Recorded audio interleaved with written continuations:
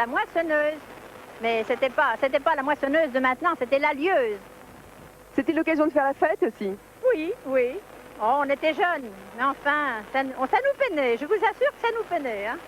Je vous laisse travailler. Vous savez qu'en réalité, on travaillait des journées entières à la faucille. Et regardez comme on est plié. Vous voyez, il y a des paysans, à la fin de leur vie, ils peuvent plus se déplier. Parce que à cette époque-là, le paysan, on reconnaissait sa marche. Le paysan avait une marche un peu cassée comme ça. C'est un travail horrible, terrible. Surtout que, vous savez, il y a des pays où le temps est menaçant. Nous en savons quelque chose. Oui, en Bretagne, par exemple. Oui, bon, et dans ce cas-là, il faut se dépêcher de rentrer le blé. C'est une question vitale pour l'année à venir. Et les paysans travaillent jusqu'à la nuit. Oui, regardez les gestes, les gestes comme ils sont. Et je trouve ça extraordinaire parce que c'est des gens qui l'ont pas fait depuis très longtemps. Et pour aider les jeunes paysans, ils sont venus, ils ont repris leur faucille, ils ont repris tout ça. Alors, Jean-Pierre, expliquez-moi quand sait-on et détermine-t-on que le blé est mûr? Alors vous savez que même les paysans les plus perfectionnés, les plus mécanisés d'aujourd'hui ont toujours ce geste antique. Le blé n'est mûr que lorsqu'il n'est plus rayable à l'ongle et lorsqu'il reste cassant sous la dent. Lorsque le grain reste cassant sous la dent. Voilà. C'était très difficile de le mettre sous ma dent en tenant le micro dans le bon sens. Je vais vous aider. Donc là, on vient de quitter l'ère où les femmes faucillent et puis on va arriver à la faux. Alors la faux, on l'utilise encore aujourd'hui? La faux, on l'utilise, oui, parce qu'il y a des coins quand même, surtout dans les Cévennes, il y a des petits champs. La faux s'utilise beaucoup, et je vous dirais même qu'elle s'utilise surtout depuis qu'il y a des résidences secondaires, parce qu'il reste très souvent, ils ne viennent qu'au mois de juillet, au mois d'août, ils trouvent leur maison entourée d'herbes folles, et ils demandent aux paysans à ce moment-là de sortir la faux pour leur dégager la porte d'entrée. Mais vous allez voir, le métier de faucheur était vraiment terrible. Regardez, je ne sais pas si on va les voir, les faucheurs, comme c'est beau ce balancement. C'est extrêmement pénible. Regardez, il faut faire très attention de ne pas blesser les ramasseuses qui suivent derrière. La faux, vous savez, c'est un instrument fantastique parce que c'était l'instrument de la révolte.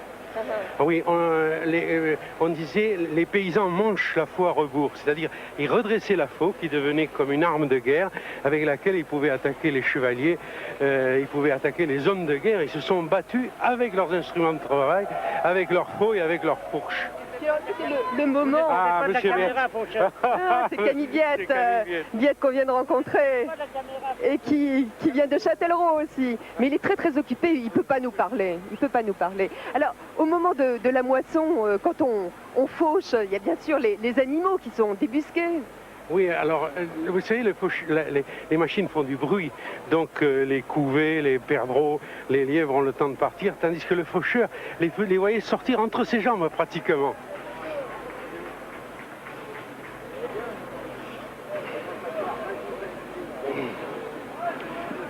On voit ma gueule maintenant.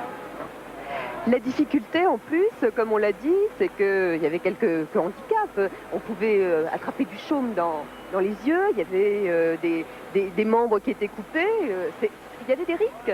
Vous avez vu les allégories de la mort? C'est la faucheuse. La mort est représentée par un squelette qui brandit une faux. Dans les chansons de Brassens, il en parle d'ailleurs, avec sa grande faux d'agronome. Et le blé était dans la vie intime des paysans, vous voyez. Par exemple, lorsque les camisards, les paysans cévenols se sont révoltés en 1703, ils avaient tellement... Ils se révoltaient pour avoir la liberté de culte. Ils n'avaient pas très envie de tuer.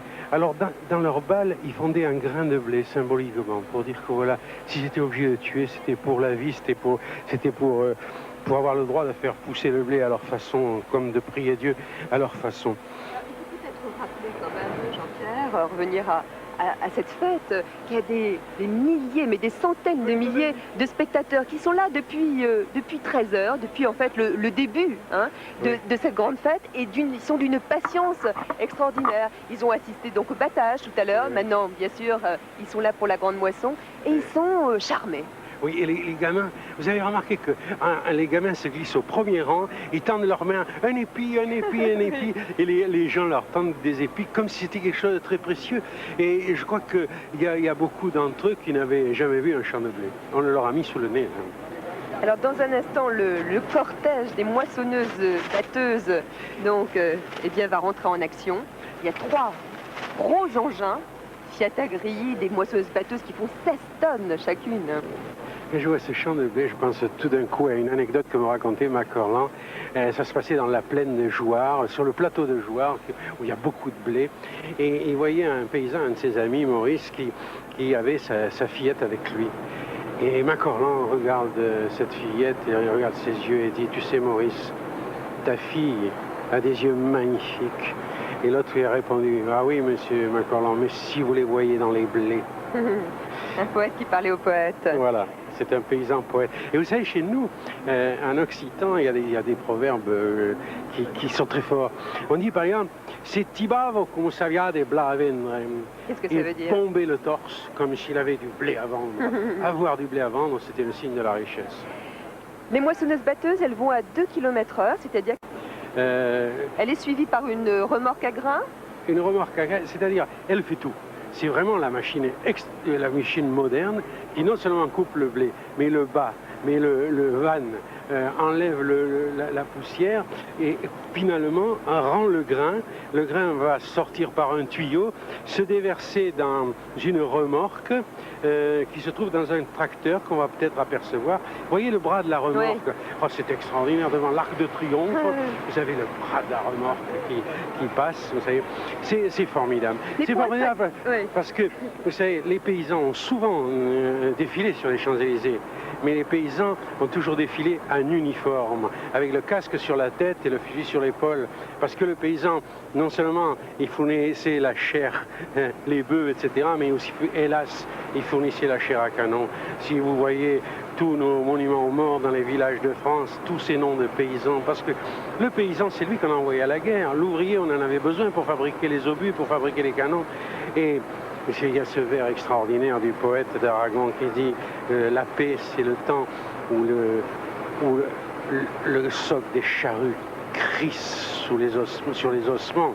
Regardez ces images qui sont superbes et qui sont vraiment symboliques et historiques. Nous avons donc le caméra et alors les paysans vont maintenant... Ce flou Hamilton. Voilà, ils arrivent, et c'est vrai, ils arrivent, ils défilent. Au lieu de défiler avec des tanks, des machines à faucher les hommes, enfin nos paysans défilent avec des machines à faucher le blé. Alors, le blé nourricier. Beaucoup d'applaudissements, bien sûr, pour ces jeunes agriculteurs. Ils sont 80 000 donc, en France, de moins de 35 ans. Ils sont 2 millions au total. Et il y a 1700 agriculteurs qui sont venus, qui ont fait le déplacement donc, de leur province pour venir donner un coup de main donc, pour monter ce grand spectacle. Mais les agriculteurs d'aujourd'hui... ils ont un rôle quand même très, très important, pluridisciplinaire. L'agriculteur d'aujourd'hui est presque un savant, c'est un intellectuel, vous savez. Il se pose journellement des questions dont sa vie dépend. Il doit se demander à quelle période planter son blé, choisir la terre pour le planter, choisir les engrais, il doit choisir quelle sorte de blé planter, il doit le surveiller. Il est tous les jours dans son blé en train de le surveiller, le paysan. Il fait attention aux maladies. Les maladies doivent être saisies tout de suite, comme les maladies des hommes d'ailleurs. Plus tôt on les soigne, plus vite elles guérissent. Chaque maladie a son propre remède. Ensuite, il y a les désherbants. Ensuite, il y a les insecticides parce qu'il y a des insectes qui attaquent les blés, il y a les oiseaux qui attaquent les blés. Ces blés sont constamment menacés. Quand il y a l'orage, il y a des paysans qui ne peuvent pas s'empêcher de se lever la nuit comme si l'enfant était malade. Et ils vont voir leur blé, ils ouvrent les volets, ils regardent le blé pour voir s'il ne souffre pas trop, s'il ne se couche pas trop. Et ensuite, il y a les questions de la coopérative. Il faut entendre les conversations des paysans dans les coopératives. C'est des conversations de chimistes, ils parlent des Anglais. C'est des conversations de mécaniciens, parce que le paysan, très souvent, il a plus souvent les mains dans le cambouis que dans la terre aujourd'hui. Vous voyez ces machines, tout ça, ça demande un entretien formidable. Vous savez que pour semer, par exemple, pour semer exactement la quantité de blé qu'il faut, il faut un réglage très fin, très pointu. Regardez comme ces extraordinaires machines qui avancent. Et évidemment, plus il y a de machines, moins il y a de paysans. C'est comme partout, hein. Alors, c'est vrai que c'était un pari complètement fou quand même que celui de Dominique Menu et de Gadveil et du CNJA, parce que quand ils ont frappé aux portes et ils ont dit on a un projet, on veut que les Champs-Élysées soient transformés en champs de blé. On a dit bon, ils sont gentils, mais on les a pas pris au sérieux. Et puis, peu à peu, ils ont monté le projet, et avec beaucoup de talent, avec beaucoup d'expérience. C'est vrai que ce sont des gens qui ont déjà fait des spectacles aux Tuileries, entre autres l'année dernière, au moment du bicentenaire de la Révolution. Et puis, ils y sont parvenus. Et cela grâce, pour vous dire que le blé, donc, est dans des palettes. Il y a 15 000 palettes ici, sur les Champs-Élysées. Des palettes très solides et dont on a testé la résistance au fur et à mesure des mois. En fait, l'opération, elle a commencé en février. Je crois que le résultat de cette opération, c'est pas dans les journaux demain qu'on le verra. Il faudrait être ce soir dans les familles, lorsque les gens, parce que vous avez remarqué, il y a beaucoup de gens qui sont en famille avec les enfants, avec même les grands-parents, quand ils vont rentrer, qui vont discuter chez eux. Ils vont discuter de cette journée. Et puis ils ont quand même parlé avec les agriculteurs, parce qu'il y a beaucoup de choses qui se passent en marge. Voici, on rejoint les machines là.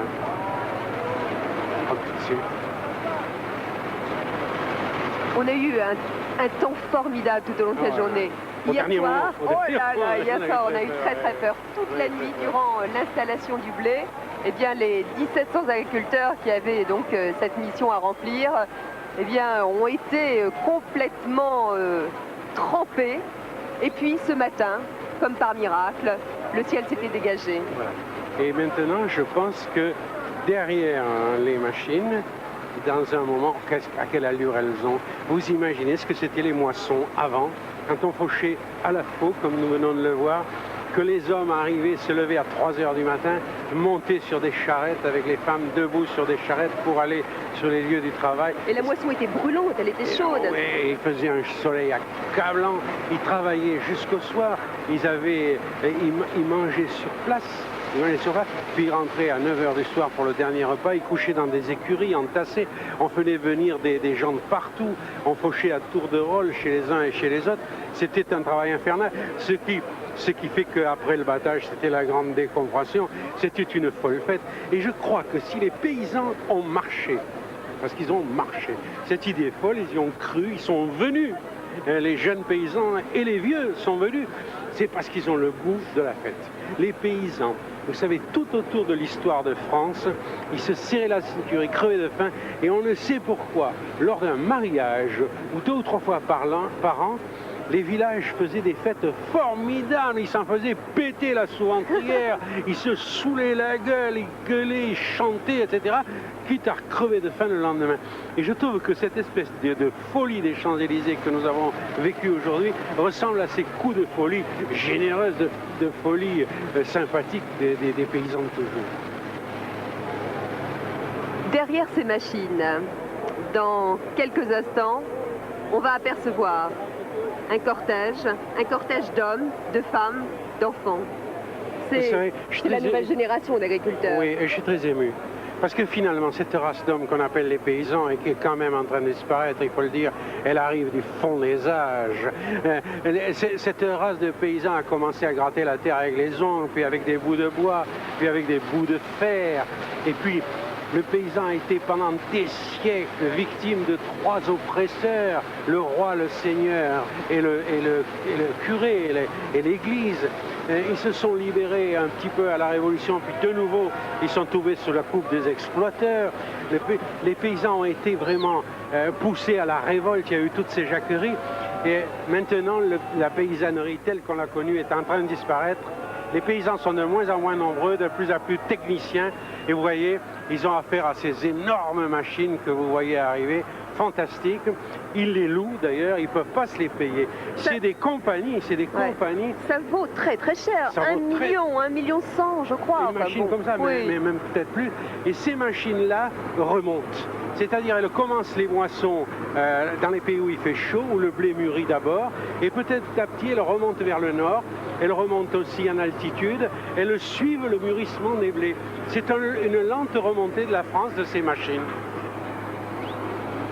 Regardez, autour de ces machines, Voilà les paysans qui arrivent. les paysans, le cortège, les spectateurs dans les allées, ils sont fous de joie, je crois. Ouais. Il y a un enthousiasme Je crois vraiment qu'il débordant. y aura encore beaucoup de monde tard sur les Champs-Élysées parce qu'il y a beaucoup de gens qui ont envie de parler avec les paysans, qui ont envie de les voir. Ça a été d'ailleurs toute une journée de rencontres, d'échanges, de dialogues, d'explications. C'est vrai que les agriculteurs ont parfois un peu une mauvaise image auprès de l'opinion publique.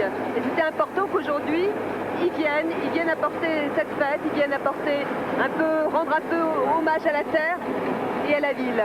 On a trop tendance à croire que le paysan est une sorte de brute rustique installé comme un seigneur sur sa terre. En réalité, il est endetté au Crédit Agricole. C'est un homme qui se pose des questions sans arrêt, qui est constamment menacé. Tout au cours de l'histoire, il a été maintenu sur le fil du rasoir, à la limite de la faillite. Maintenant, c'est toujours pareil, avec un jeu de subventions, avec un jeu d'impôts, etc. On le maintient toujours sur le fil du rasoir. Il doit toujours s'endetter pour louer ses machines, pour acheter des engrais, etc. Et pour tenir le coup. Et il tient le coup parce qu'il se bat très fort quand même. Hein. Voilà, ce cortège de près de 2000 agriculteurs. Ils sont 1700 agriculteurs français venus de toutes les provinces de France. Et ils sont 300 Européens des 12 pays de la communauté européenne à avoir accepté de participer à cette grande fête de la terre. Voilà, ils portent un épi symbolique de 2 mètres de long et ils vont le replanter, exprimant ainsi le cycle immuable de la vie.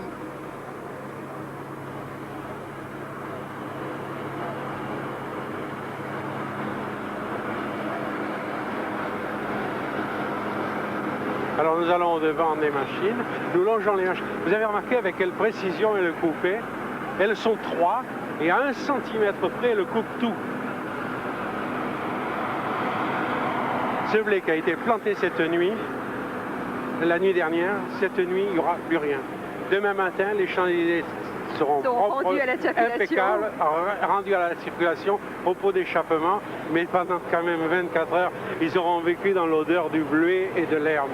On parlait cet après-midi de l'odeur. C'est vrai qu'elle a été pénétrante tout au long de cette journée. On la sent encore, on la sentait avec la fraîcheur du soir qui commence à tomber, ça exalte cette odeur de campagne, ce souffle chaud. Lorsqu'on coupe le blé, là, les machines font trop de bruit, mais à la fois on l'entend très bien, le blé a un crissement presque humain et il répand une odeur encore plus forte.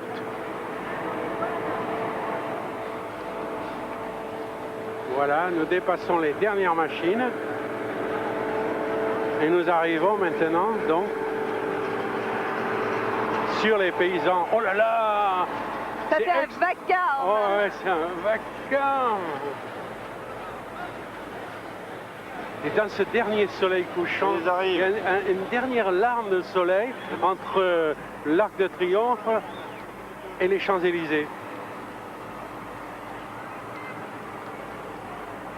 Bien sûr, beaucoup, comme vous le voyez, de photographes sont présents. Également pas mal de caméras de télévision. Mais ces images, vous les voyez en exclusivité sur Antenne 2. Grâce à un accord que nous avons passé donc avec les jeunes agriculteurs. Vous avez remarqué que dans notre belle langue française, tous les mots importants sont des monosyllabes. La vie, la mort, l'or, le soleil, la mer, le ciel, le vent, le blé. Et le blé. Et le blé. Je crois qu'il n'en a jamais été autant question à Paris. Regardez, ce soleil d'or, tout comme le blé, sous l'arche de l'Arc de Triomphe. Et ces agriculteurs très voilà, dignes, très nobles, heureux de participer. Oui, qui descendent les Champs-Élysées en brandissant non plus le fusil baïonnette canon, mais un épi de blé. L'arche de la fraternité, elle porte bien son nom aujourd'hui. Voilà, et il y a des paysans de toute l'Europe, un peu de tous les âges. Il y a ceux qui nous ont aidés aussi à faire ce reportage, qui nous ont tuyautés. Eh oui, on a eu besoin d'eux. Sous les applaudissements considérables de la foule ici présente, amassée depuis cet après-midi.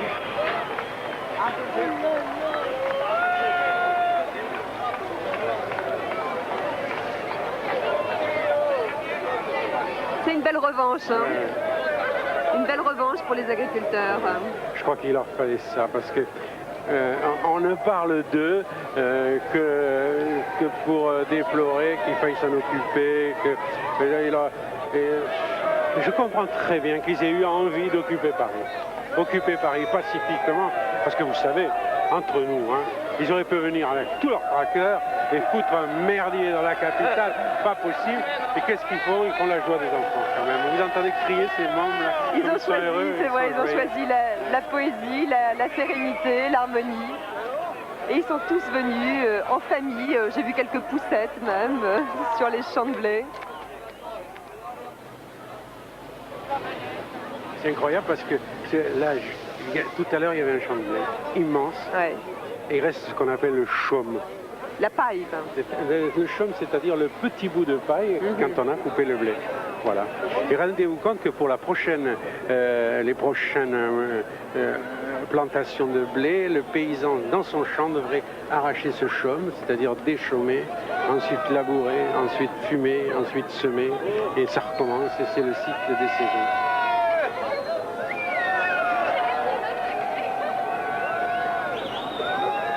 Voilà, les agriculteurs applaudis donc par les citadins, les Parisiens. Ah oui, je crois qu'ils ont un beau succès là. Hein. Et on voit les 2000 épis de blé de 2 mètres de haut qui vont être ressemés par les jeunes agriculteurs. Vous savez, une chose qui m'a toujours amusé, c'est quand on va dans une qui porte des noms étonnants, Austerlitz, Coton, et alors ils choisissent leur blé en fonction de leur terre, en fonction de l'époque à laquelle ils veulent le récolter, et ce blé qui est toujours menacé.